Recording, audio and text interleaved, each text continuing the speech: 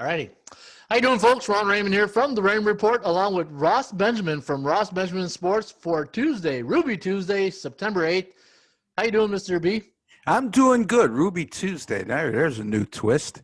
Yeah, It's just another day that ends with Y, Ron. Yeah. Oh, yeah.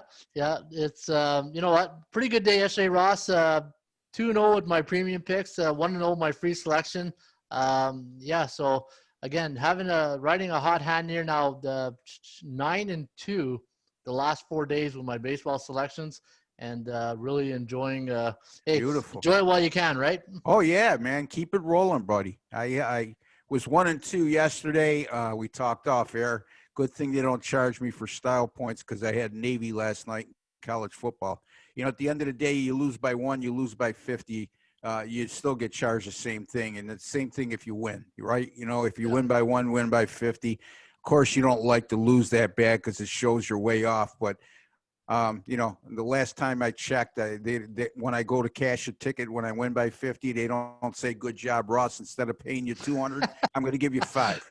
So you know, really, you don't get an attaboy? Yeah. So anyway, in any event, my baseball doing pretty well, Ron. Last night, again, I had Cleveland and Kansas City under the total. Easy winner there, and I'm now 38-25 with my last 63 baseball picks, paid selections, that is. That's good for 61%. Yeah, that's solid, buddy. And looking at listening to the you know, they sometimes on the radio they show clips of coaches talking. The Navy coach, one of his regrets is not doing enough tackling during. They did none. They did none. You know, he wanted to protect the players, and it showed last night. Oh yeah, they just got out. They got. It looked like men against boys. Look, people don't realize a lot of these veterans from when I say veterans, when they get into the upperclassmen at BYU, juniors and seniors, they already have done a 4-year mission, which is a requirement at BYU if you're a Mormon, and or whatever, and some of these guys are 23, 24 years old. And it like last night, the combination of Navy not doing any physical drills, going live at all during their preseason camp, and playing against grown men that are experienced, it showed last night, Ron. It was like men against boys. Yeah, I've coached football for a long time, and I know week 1 is always a crapshoot going into a game. But when you don't do any hitting, it's like touch football, right? And special teams, that's what makes the difference in week 1 and week 2, because your offense is always, the defense is always ahead of the offense when it comes to chemistry and rhythm. You know, an offense is like a work in progress type thing every week, but special teams, that's what people don't really talk about, and you need to pay attention to special teams also in practice, because it's 1/3 of the game. You know, like especially in the CFL, where it's only 3 down football. So every third play, if you're not producing first, you're not moving the chains, you're punting the ball or kicking a field goal. Yeah, I mean, they just dominated not only on the offensive line, but the defensive line as well. So when that happens, it usually turns into a lopsided score like we saw last night. Yeah, so let's take a look at the SBI, Ross, before we kick off with our Major League Baseball, to see exactly what's come in the last couple of days. I'll do a screen share right here. I'm getting better with that, the screen share now, eh? Hey, you are. You're sharp, man. Yeah. Hey, I learned after about 40 shows, you should get it down, right? Yeah, I realize I gotta share the toys in my sandbox here, eh? Can't keep. Yeah, absolutely, 100%, man. Especially when the toys are that good. Yeah, absolutely. So looking at yesterday, oh wow, look at that. Hey, still test line 1, still test line 1. Oh man, look at the last 3 days. That's just, it's so funny. I just want to laugh. Like it's well, last 2 days actually, really, holy cow. 10-1. I'm having trouble reading the Reds there, but yeah, the last 2 days I see. No, last 2 days. 8-7 to 10-1 yesterday. Wow. 10-1, 3-7-1 to the under. And folks, this is called the SBI, the Sports Betting Index. And again, this is one of the tools we have here at ATS Stats. And before you, especially in the sport where there's a lot of volume, right? NBA, NHL, MLB, where you're playing a lot of games. you got to look what's happening. You got to be informed in your environment, especially like, Ross Benjamin always says, think like a bookmaker. Yeah. And the bookmakers, I'm really surprised that some of these lines have not gone to run lines, but we are seeing a lot of high money lines. But Ross, 7-day run for favorites, 65.9% in the Wow. 7-day average, 34.3%. And this is why some of my clients are probably wondering, he hasn't picked an underdog in forever, giving us these plays. I'm sure you get that from your clients. They see a pattern in your pick, but Yeah. until these records indicate otherwise, D's for drive. I'm going to keep that pedal on the right side, and I'm just going to keep flooring it to the totals. Like yesterday, I played 2 totals and 1 favorite. I had Oakland, but I played under like you did in Kansas City. You talked me into that Keller one, and also I had the over in the Blue Jays, knowing that they were going to be depleted bullpen. They got 5 games in 4 days in Boston. Yankees can hit. That Buffalo ballpark, that's a hitter's ballpark. And sure enough, it went over. But Ross, favorites, what can you say? Yeah. Yeah, unbelievable. And I had a client ask me the other day to watch my free pick videos, which, by the way, are 7-1 in the last 8 days, all in baseball, all small favorites and 1 underdog in there. I had the Cardinals plus 102, and the rest have been totals.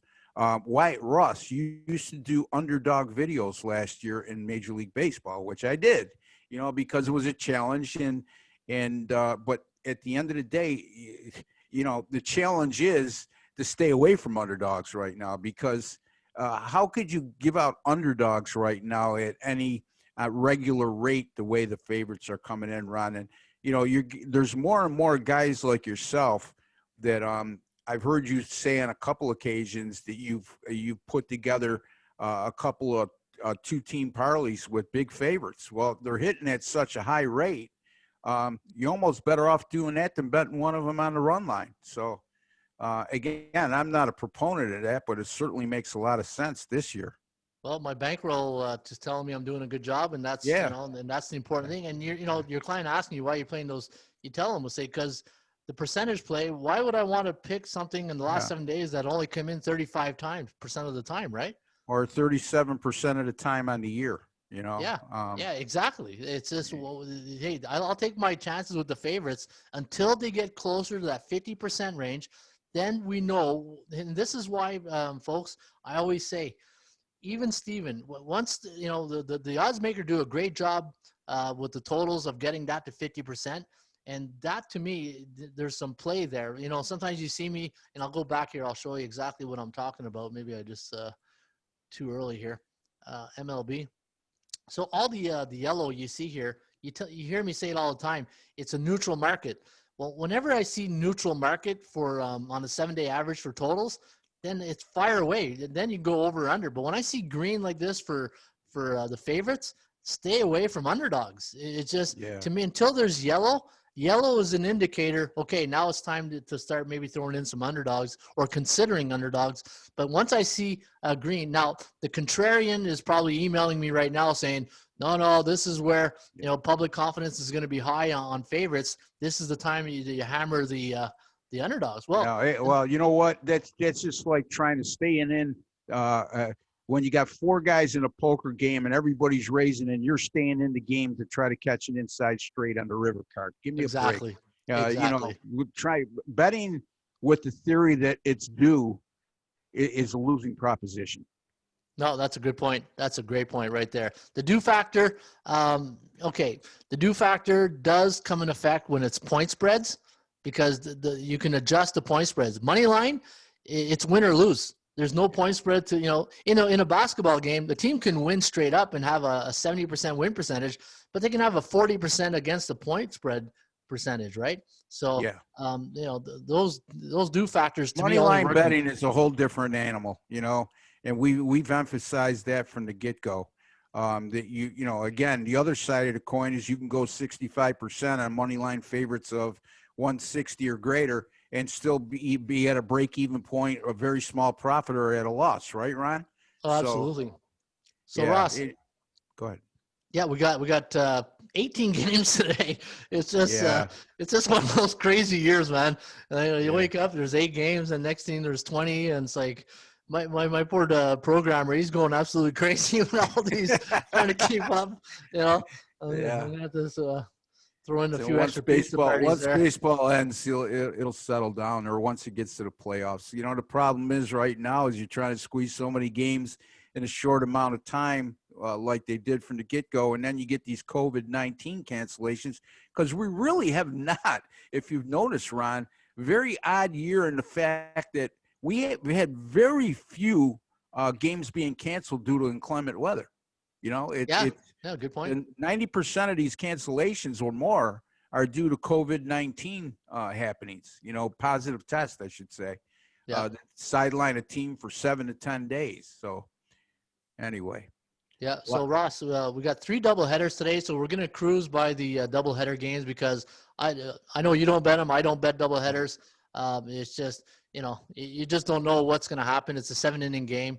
It's a different animal, right? Yep. Minnesota Twins taking on the St. Louis Cardinals. Now this first game is going to be played at Busch Stadium at 3:15 Eastern. You got Jose Barrios up against Carlos Martinez. Computer pick going to lean with the Twins here. 4.82, 3.85, the over-under at 8.67. 73% chance of going over the total. And looking at Minnesota here, they're in a dogfight in the American League Central with Chicago and the other team escapes me there. Cleveland. Sorry, Cleveland. That's right, Cleveland. Man, going down the stretch here, these teams, those 3 teams right there, are going to be interesting to watch. Certainly are. Minnesota's lost their last 5 on the road. Jose Barrios coming off a great outing, but that was at home. He struggled on the road this year. Carlos Martinez making his first start since July 28th, and ironically, that was against Minnesota and didn't fare well there. Again, game 1 of a doubleheader. Don't know the lineups. A lot of uncertainty. Yeah, and Minnesota 17-5 at home, 9-12 on the road. Boston taking on the Philadelphia Phillies. Boston probably happy to get out of Fenway right there with all the, all those hitters, all those runs that are coming in at Fenway these days. Philadelphia, I don't know if that's a hitter's ballpark or not. I don't know if you're more It into is. that. Yes, it is. It is, eh? It always has been. Yep. Okay, so it doesn't get any easier for the Red Sox. Phillies -175 in game number 1, a 4:05 Eastern start. Martin Perez against Zach Eflin. And we got 6.38, 4.41, the over-under at 10.79. Phillies coming off a crazy game yesterday in New York. Man, I thought I watched the score was like 7-1 at one point or something like that. It was 6-0. Yep, 6-0 Philly. That bullpen, Ron. Like I said yesterday, I'd like to pull the trigger on Philly, but I don't trust their bullpen, Ron. I mean, and they had a rally to win that game at the end. 6-0 lead going into the bottom of the 5th inning, and you needed, I think, that 1 extra innings, if I'm not mistaken. They won it in 10. But again, 2 terrible bullpens. Boston's been terrible all year. They've been especially terrible over their last 7 games.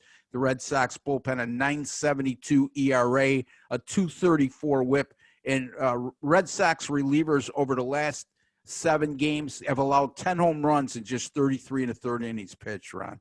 Well, Tampa Bay taking on the Washington Nationals. Now, the last time I saw Tampa Bay lose by 5 runs, I don't even know. I couldn't even tell you when was the last time they got, beaten by. I don't even want to say that bad because they're such a good team that it was probably an off day. But they ran into a buzzsaw of a pitcher, Max Scherzer. I don't know. I didn't see the line on Charlie Morton. How many innings did he went? He went 5. He actually did went he? 5. Oh, okay. Yeah, but his pitch count was only somewhere around 70 pitches. So he kept the pitch count down, which enabled him to go 5 innings last night. Okay, that's good to know. Now, Tampa Bay here, Ross, a 150 favorite, over under at 9.5. ATS forecast, computer pick, going to lean with the Rays here, 5.51, 5.07, the over under at 10.58. Ryan Yarbrough getting the call here today against Anibal Sanchez. And looking at the numbers here, 15-25 on the year for Washington, 28-14. Pretty even number here for the over-under for Tampa Bay, 20-20-2, at 22-16-2 for the Nationals. 40% chance of this game going over the total. What's your opinion on this one? One thing to take a look at here, Ron talks about cycles. The Washington Nationals coming off a rare win, it seems like lately, and it is rare because They're 1-8 in their last 9 games following a win in a previous contest. On the other hand, Tampa Bay, Ron, 7-0 in their last 7 games following a loss. So a little bit of a cycle there to take a look at.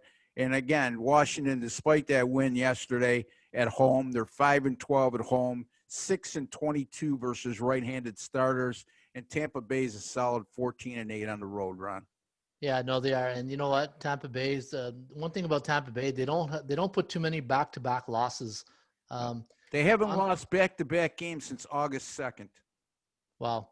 So yeah, good to know. Man, it's right there in my ballpark at 150, but probably we'll see. We'll monitor that line today. See, maybe we get some line value if it comes back down. Kansas City taking on the Tribe here, Cleveland Indians. Minus 205 is the price. The over/under set at 8.5. Forecast gonna lean with Tristan McKenzie and the Cleveland Indians. 4.48, 3.94. The over/under at 8.42. The Tribe on a 3-game win streak. Kansas City loser 7 straight. Man, things are the wheels are falling off the cart here for the Royals. We're sending Jacob Junis to the mound here today. I don't know, Ross. Kansas City, are they reeling? That's an understatement.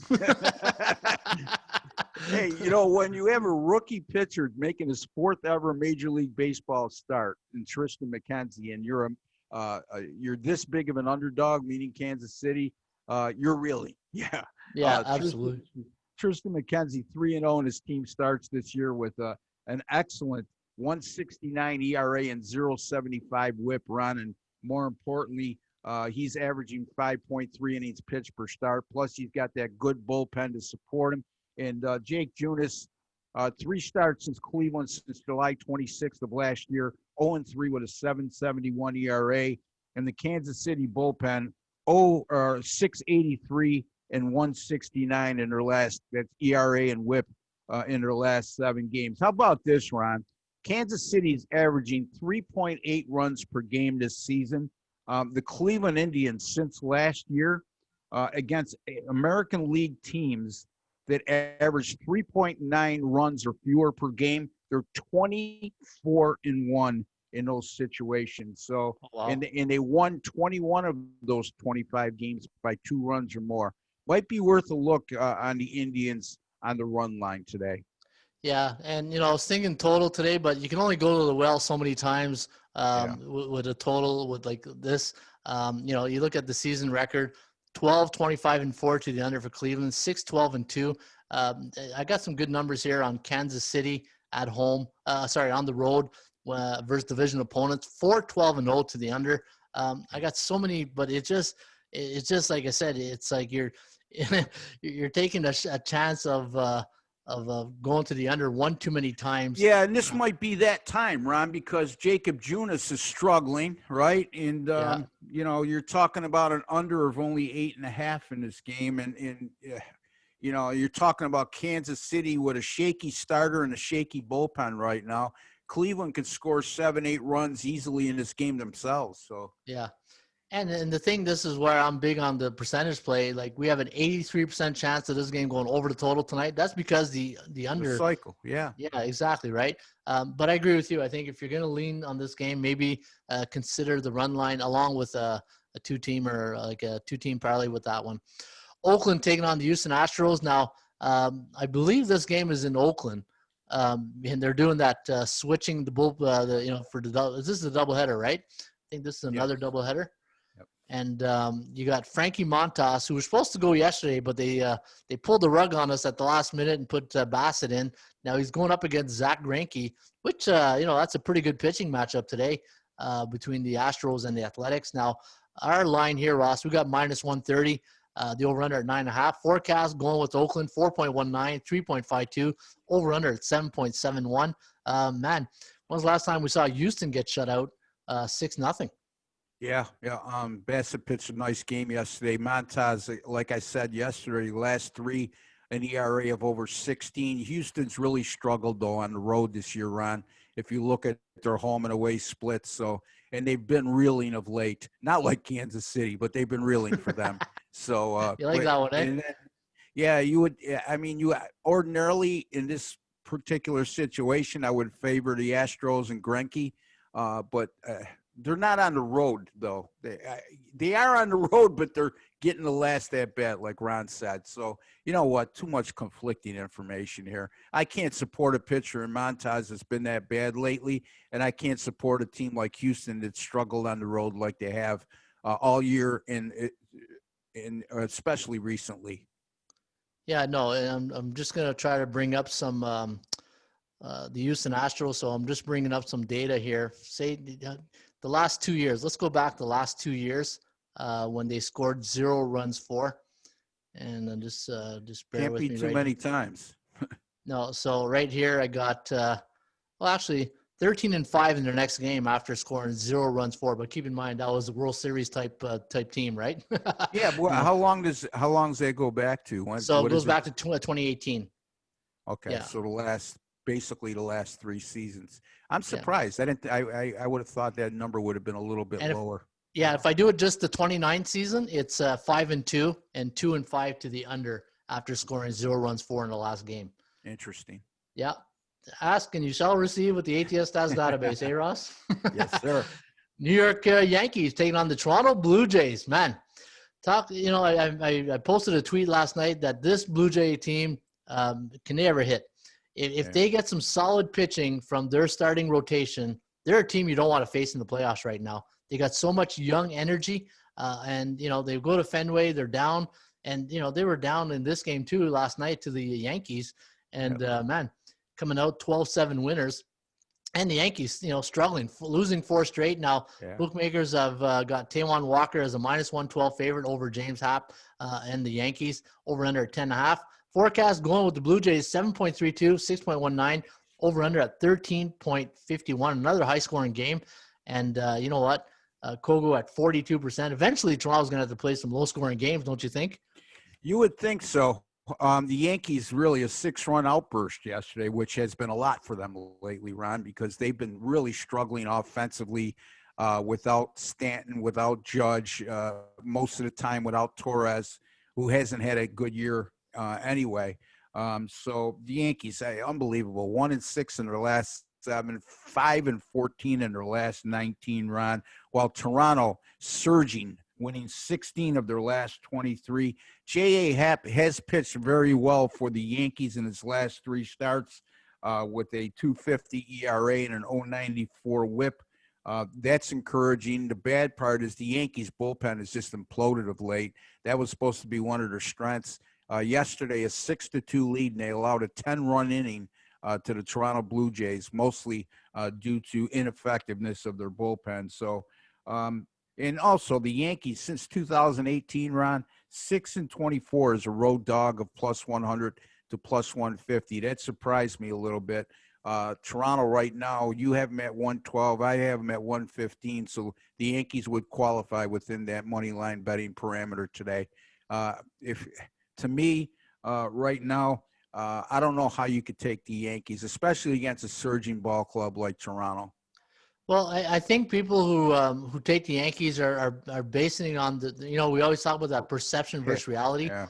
It's still the name the Yankees, right? And when you think of Yankees, you don't really think of mediocre. Like you think of greatness, you think of a good team. But right now, until they get Judge and Stanton back to help, I'm not going to say they're going to come in and then it's going to be all fixed.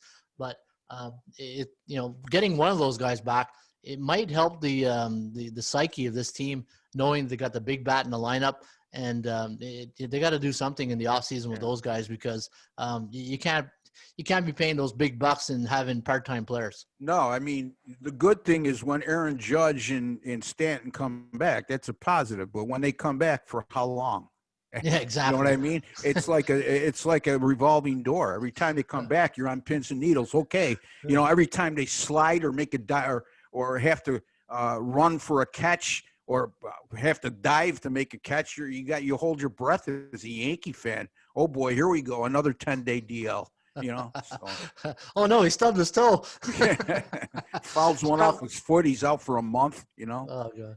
Yeah, no, porcelain players, you can't have that. Yeah, I'm exaggerating a little bit, and as you can tell, I'm a frustrated Yankee fan. But this is where you just have to keep reality in check. Ron made a point. The Yankees, they could be 18-62 right now, and there's always going to be a fair share of people who will bet the Yankees anyway.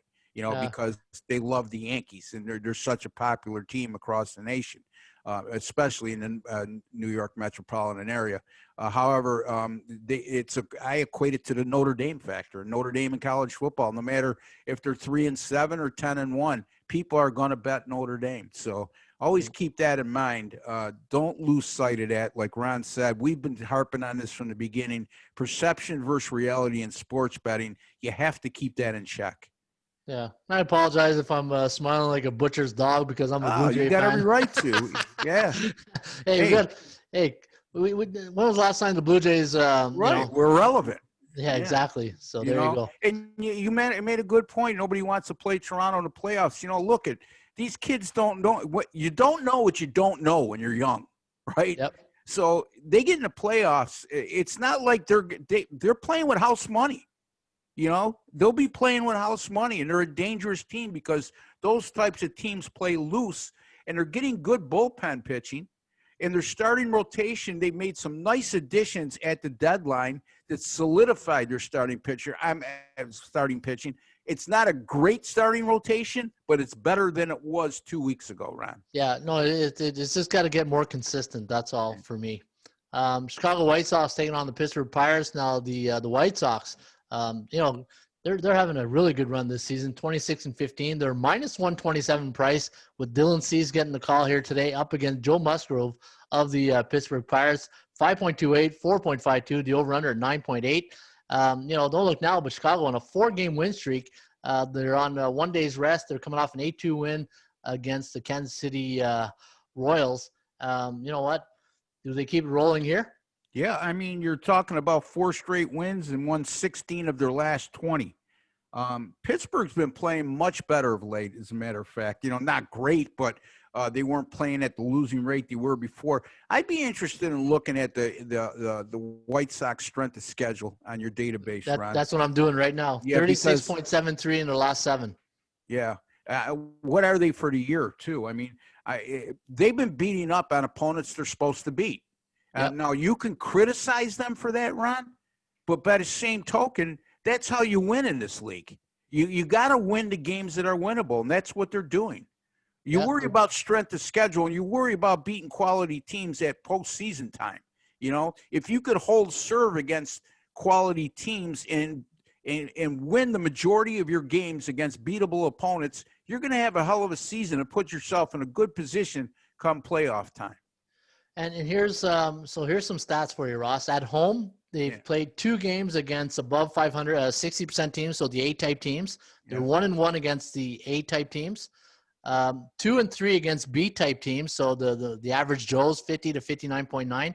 But they've either they sent some money to the schedule maker because they've had a really good schedule at home, 8-5. So they've had 13 games against beatable teams at home, and on the road, 5-4 against the Alphas, 2-2 against the B-type teams, and 8-0 on the road against C-type teams. So Chicago White Sox have the luxury of having a nice schedule, and especially 8-0 against C-type teams. C-type teams in the Raymond report are teams below 500. So Ross, just like you said, strength of schedule has favored. Yeah, and you know what? If I can make a further point, the AL Central, those teams are all playing the same schedules. There's no deviation. The AL Central's playing each other 10 times each, and then they're playing the NL Central. They play 20 games against the NL Central, so that would be 5 games or 4 games apiece. So they're playing the exact same schedule, and there's a reason why you're seeing Minnesota, the White Sox, and the Cleveland with such a great record. Now, these are good teams. Don't get me wrong, Ron, but they're taking advantage of a weaker schedule, all 3 of them. So, and this is what I said at the beginning of the year, and I'll sound like a broken record, but the teams in your divisions are going to make others stronger, where in this case, it's the opposite effect, right? Okay, the American League Central is a good division, but the National League Central, they're not helping out the guys who are fighting for a top spot in the American League, because when you're facing the Bucks, the Reds, the Brewers, and St. Louis of late has showed a little bit of better fight. But and then the Cubs now, they're going the opposite way. So Yeah. they're not. Did the Cubs win? Yeah, I think they lost or they won yesterday. But having said that, going into yesterday, they're 10-15 in their last 25, and they're the division leader. So you make a good point, Ron. Yep. All right. On to the next one here. Miami taking on the Atlanta Braves. Now we talked about this Marlins team yesterday. This is the lost sock reference there, Ross, that you liked. This Miami team, Baltimore, Detroit, Miami, going into SunTrust Park, where Atlanta's dominated as a favorite. Now they're a favorite again today. -122 is the price. No over-under set at 9.5. Forecast going back to the Marlins here, Ross. 5.2 to 3. The over-under at 8.2. Sixto Sanchez. Remember we talked about that guy. You love Sixto. I love him, man. Yeah. He's going in today against Kyle Wright, and you know what? I might be picking my first dog in a while here, Ross. Hey, Sixto Sanchez. I almost said Sixto Lescano, who used to play for the Milwaukee Brewers a long time ago. Sixto Sanchez, 3 starts this year, a 2.37 ERA, a 1.00 WHIP, Ron, and he's averaging 6.2 innings pitched per start. So he's not getting by in just short stints. He's given some good innings to the Marlins. And the Marlins, 11-8 on the road this year, Ron. That surprised me when I looked up and saw that today. The bad part for the Marlins is they're 11-31 against Atlanta since 2018, and that includes 4-15 at Atlanta. Wow. Well, we'll see if that's going to change today with Sixto chances on the mound. Yeah, and Kyle Wright's a shaky pitcher. I mean, he's definitely the weak link in the Atlanta Braves rotation. So if Atlanta's vulnerable in this series, this might be the spot. Yeah. The one good news, though, coming off a day game for Miami on the road, they're 4-1 and 4-3 in the second game of the series on the road this season. Milwaukee taking on Detroit Tigers. Now the Brew Crew, 151 price, over-under set at 9. ATS forecast, the computer pick, going to lean with Adrian Hauser and the Milwaukee Brewers actually losing here. 6.11 for the Tigers to 4. The over-under at 10.11. Spencer Turnbull going for the Tigers today, Ross. And looking at Detroit, 18-21 on the year, 18-20-1 to the under. Our price on the Tigers today was +146, so almost right there at fair market value. What's your thoughts on this one? Well, the pitching matchup actually favors Detroit a little bit. Adrian Hauser, his last 3 outings, a 7.31 ERA and a 1.88 WHIP. That qualifies as bad form, Ron. And then Spencer Turnbull, 3 starts at home this year, a 2.75 ERA. Both pitchers have faced tonight's opponent once this year. Both have struggled. Tough call for me. If you put the proverbial gun to my head, I would have a small lean toward Detroit in this spot and as an underdog. But again, that's put a gun to my head. Yeah. Taking a +144 dog right now in the market we're in is suicidal at this point. Yeah, and you know what? We're at a really fun part of the season here, Ross, with less than 20 games to go for most teams. And looking at the American League playoff race, you got the Yankees sitting in that 8th spot now at 21-20. Then you got Baltimore, Seattle now making a little bit of a run. Yeah. And Detroit. Baltimore, Seattle, 19 wins. Detroit, 18 wins. So there's 3 teams fighting to chase the Yankees. This is going to be a great. I love this time of year, Ross. It's just. I'm telling you, this 8-team thing. I kept professing, and I finally got you to catch the fever, my friend. Yeah. This 8-team playoffs in each league, 8 teams qualifying for the playoffs in each league makes it a heck of a lot more interesting going down the stretch because you got more teams alive. Yeah. No, baseball's a different animal than like the NBA. A number 8 seed against a number 1 seed in the playoffs, you never know. If your top 2 guys in the rotation are good on a number 8 seed, you're capable of pulling an upset. So we'll see. It certainly it makes things exciting. Oh, it does, but I'm pretty sure the Yankees don't want to face the Rays in the first series right now. No, especially way the Rays have owned them. But again, keep in mind if the Yankees get their 2 sluggers back and Torres starts going into form, they're a whole Oh, yeah. different team then, you know. There's the Ross Benjamin Yankee fan in you coming out there. Yeah, there it is. There it is. I'm just being realistic, okay? You know Yeah, what I yeah, mean? You gotta spread the facts, my man. Baltimore taking on the New York Mets. Now the Metropolitans, a 173 favorite, over under set at 9. ATS forecast, computer pick, gonna lead with the Mets here. 4.28, 3.24, the over under at 7.52. Now John Means going for the Orioles, not having a good season for the Baltimore Orioles when he starts. I saw 0-6, but I think it's 0-7. Yeah. Yeah. And 3-2 for Michael Wacha, last 5 for the Mets. You know what? Mets coming off a tough loss yesterday. Got to get back and focus today. And looking at the Orioles now on a 3-game win streak, had a pretty good series against the New York Yankees, coming off a 5-1 win on Sunday, and now got to face the New York Mets. 2 struggling pitchers. Waka's 3-2 in his team starts, Ron, but with a 7.20 ERA and a 175 WHIP, and he's only averaging 4 innings pitched per start. Mets 7-2-1 to the over the last 10 games. Again, Baltimore 0-9 this year after going under the total in their previous 2 games. So a little bit of a mixed signal here. One thing I will look at with 2 starting pitchers that are struggling, not only recently, but on the year, might want to take a look at the total in this game, which I have currently at 9.5. So might have a very, very small lean at this juncture going over 9.5. 0-9. Can you say that stat again? Yeah, Baltimore went coming off back-to-back unders this year. Yeah. They went under in their last 2 games of the series against the Yankees, have gone 0-9. 0-9 straight up or 0-9 to the under? 0-9 straight up. They've lost 9 straight games, according to what I have. I wish you didn't tell me that, because Baltimore on the road against C-type teams are 6-0 on the season. So, man. Yeah. Well, I mean, it's conflicting info. It's, you got to, if you do like the side, you got to ask yourself, are you willing to ignore one or the other? You know? Yeah. And this is where in handicapping, you got to have indicators, not just one. You need many of them. And, man, that's too bad. I was really liking Baltimore there, but that 0-9 scared me. And again, Ron, do you really want to support a pitcher like Means that is struggled so badly? I mean, they don't have a win. Baltimore hasn't won a game this year with him on the hill. I'm not trying to talk you out of anything, but that's why I just think there's too much conflicting information with the sides here. Oh, don't worry. The SBI has already talked me out of it with only a 35% chance of underdogs coming in. So stick to small favorites. I think you'll do well.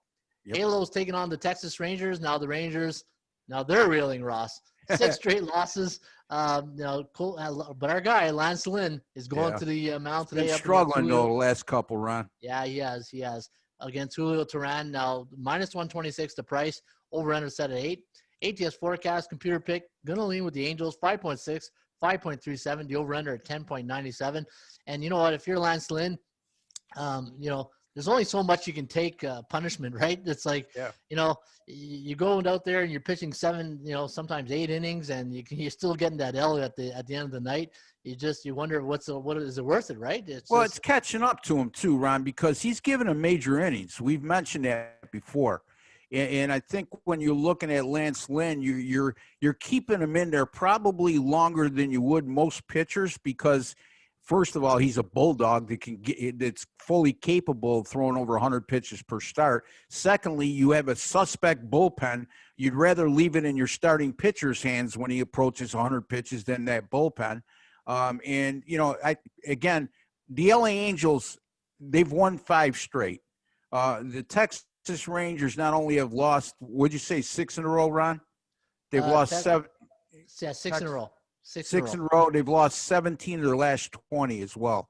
However, their home and away splits are horrible on the road. I think they're like 4-17 on the road, but they are, I don't know if you want to call it respectable, 9-10 at home. And I have Andrew Heaney starting for the Angels, not Julio Teheran.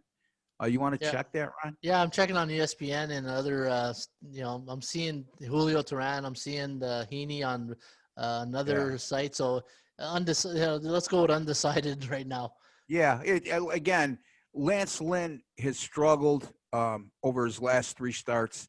Not horribly, but not the type of numbers he had early in the year.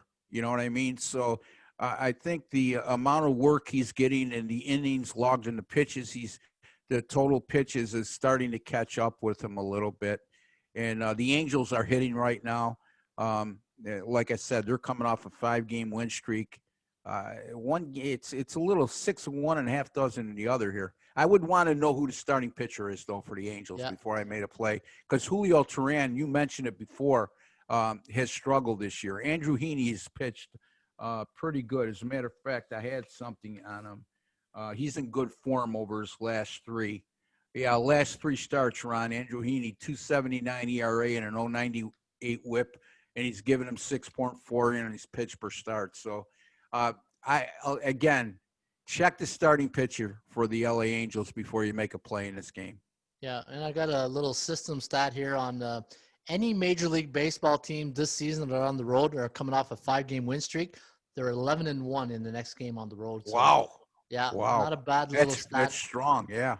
Yeah, not a bad little stat there. You know, and the other thing is you got your ace going for Texas and Lance Lynn, and they're an underdog for the 2nd straight time at home. Of course, the last time was against the Dodgers, but now they're playing an Angels team that's well below 500 on the year, but they are riding the 5-game win streak like Ron alluded to. Cincinnati taking on the Chicago Cubs. Now, I don't see check the lines here if there's anything. Chicago Cubs, I'm seeing minus 105 and 8s now at some places. So Alex Ron, Mills up against wind's blowing in from left center tonight at 20 to 25 miles an hour. Blown in, eh?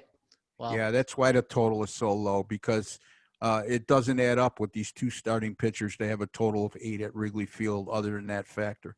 Yeah, Tyler Mahle against Alec Mills, 5.03, 3.79, the over-under at 8.82.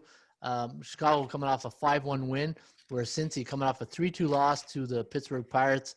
And looking on some of the stats here, last 2 have gone under for Cincinnati and Chicago. The Kogo today is set at 67%. And I'm just going to take a look here on some of the stats to see if there's anything that really pops up here for the Chicago Cubs. 5-5 in the last 10, 4-4-2 to the over-under. Nothing really to write home about here, except for this. Cincinnati on the road this season, Ross, 10-11, but 5-16-0 to the under. Yeah, and with those wind conditions, it makes a lot of sense. The problem is I don't trust Cincinnati's bullpen. Chicago's bullpen has been really good of late. So if I did anything in this game, I'd probably go toward the under. But I'm not also don't like to get on the same side as the general public may overwhelmingly be. And I got a feeling we're going to see the majority of money going on the under here. And you might see a 7.5 before game time instead of the 8. Yeah, I feel the same way of that game and the Kansas City game too with Cleveland. Yeah. I got a feeling those are going to be 2 big public teams that'll be riding the total on those games too. Yeah. Houston, Oakland is another doubleheader. This is game number 2. I don't have the starting pitcher here for Houston. I got Mike Minor going for Oakland. 5.46, 4.85, the over-under at 10.31. And I'll just take a little quick look here to see, because sometimes when they post these lines, you don't know if it's the line for the first game or second game. Yeah. I got minus 135 here, and 8.5 now. The total's at 8.5. And Houston, we talked about, they're struggling.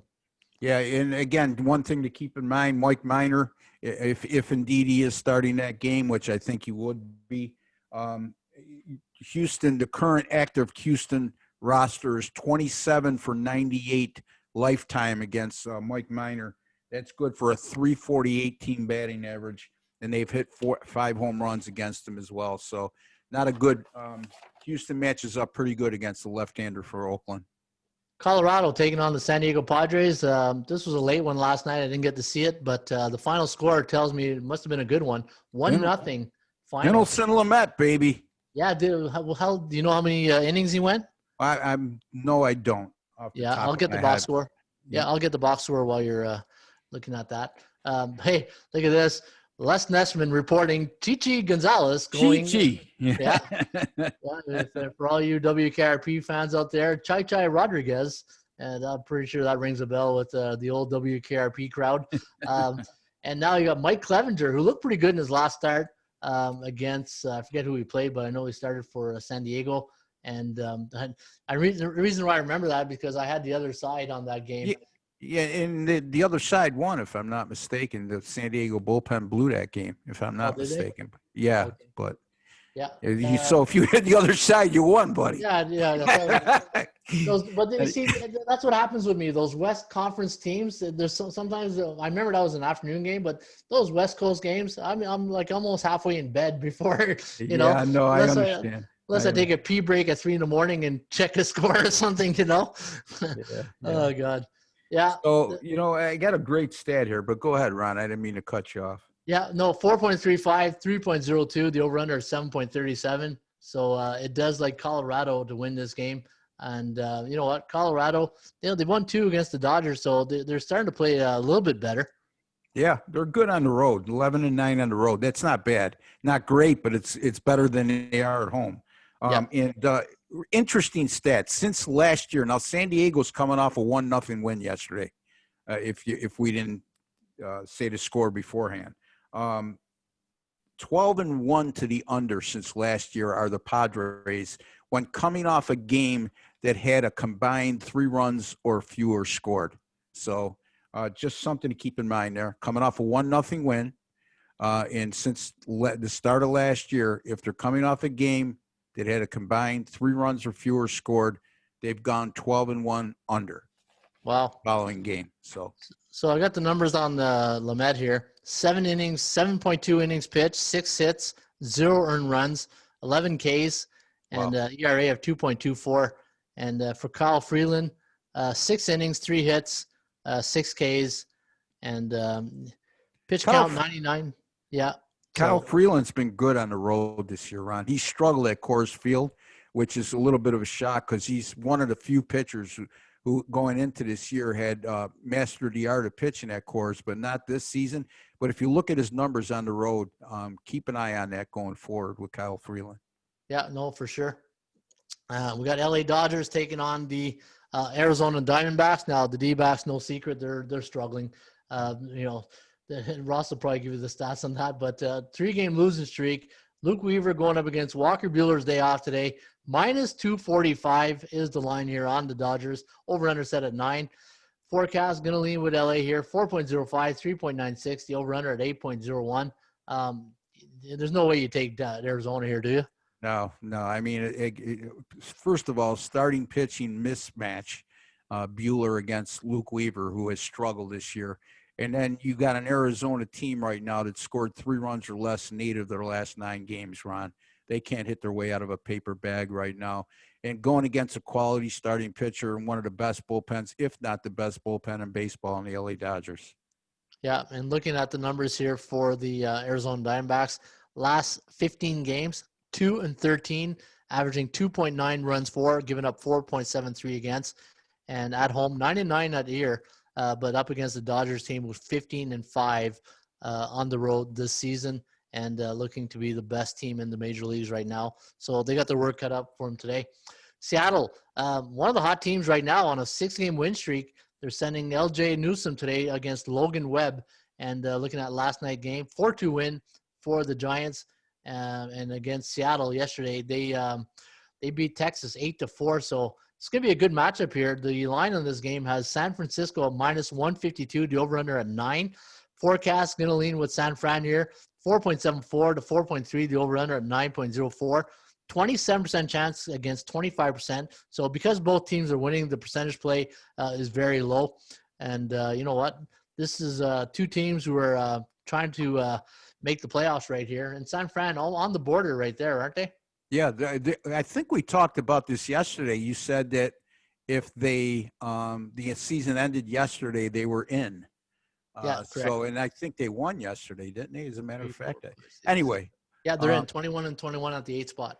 Yep. So look, Seattle red hot right now, right? We're on 6-0 the last 6, 11-3 the last 14. However, a big however, Ron. I saw that. The big H, capital H. Yeah. Out of those, that 11-3 run, 7-0 against Texas, 4-3 against everybody else. So, and that's a Texas team that has lost 17 of the last 20. Goes back to your strength of schedule thinking when it comes to handicapping the game, and just keep that in mind. I hate fading a team that's winning at the rate they are because they're playing with confidence. And but by the same token, who have they beaten recently? They've beaten up on probably the worst team in baseball right now. Yeah, yeah, they're coming off Texas Rangers, and then they went to LA, And then Texas before that, right? Padres before that. Okay.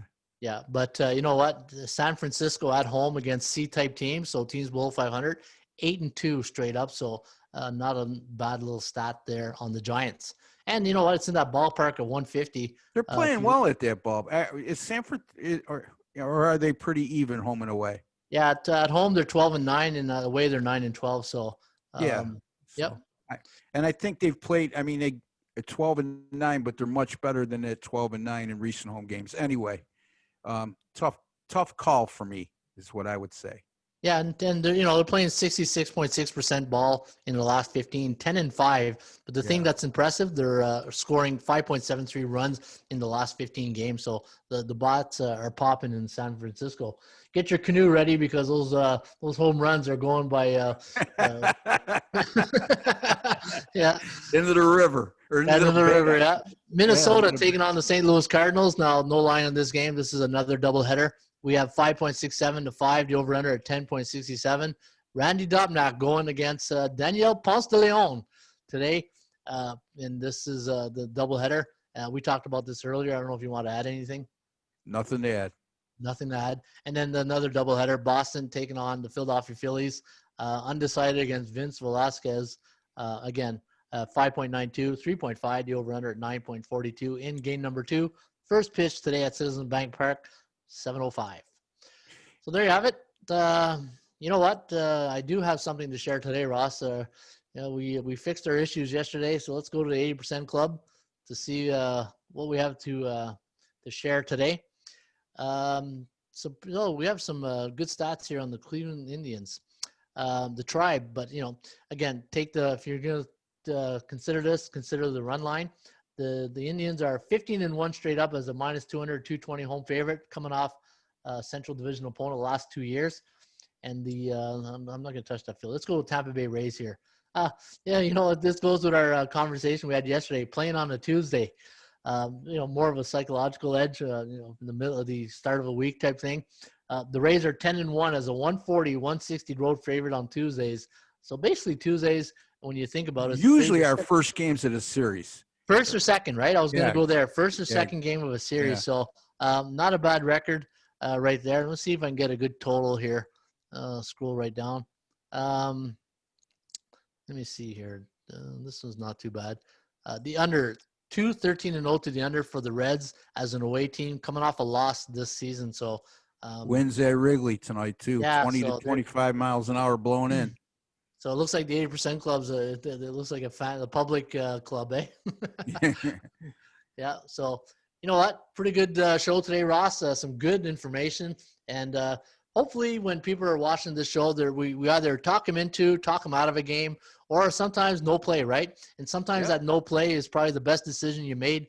And we talked about this off air prior to the coming on the podcast here. And we'll just switch gears a bit here. NHL to NBA. I'm at the point now where I'm just almost done. I'm just going to be a fan the rest of the way, and I'll only bet the NBA and NHL when I see something that to me it's just I can't ignore, right? Like that Dallas game 1 to me, that price and knowing that Vegas didn't play anybody in the first couple of rounds. That first game, now everybody knows. But Reeves coming back today, so I'm just going to be very selective now going down the stretch. How about hedging a little bit off the Islanders? They're in the conference final. Ron, for those of you who haven't been following the show regularly, Ron made a play last October, early October. He has the Islanders to win the Stanley Cup at plus 2,800. My boy, Ron Raymond, he knows he's a prognosticator to the nth degree. And it might be a time that I don't know what you're doing, buddy, but I got a feeling you might want to start hedging off the Islanders here at this point. Yeah, I'm gonna have to go look at my crystal ball today and see how the Islanders do after an was it 8-2 thumping there last night? Yeah, Um, yeah. you know what? Looking at that game, I think what happened to the Islanders is what happened to Vegas in Game 1, playing a slow, big team like Philly in round 1.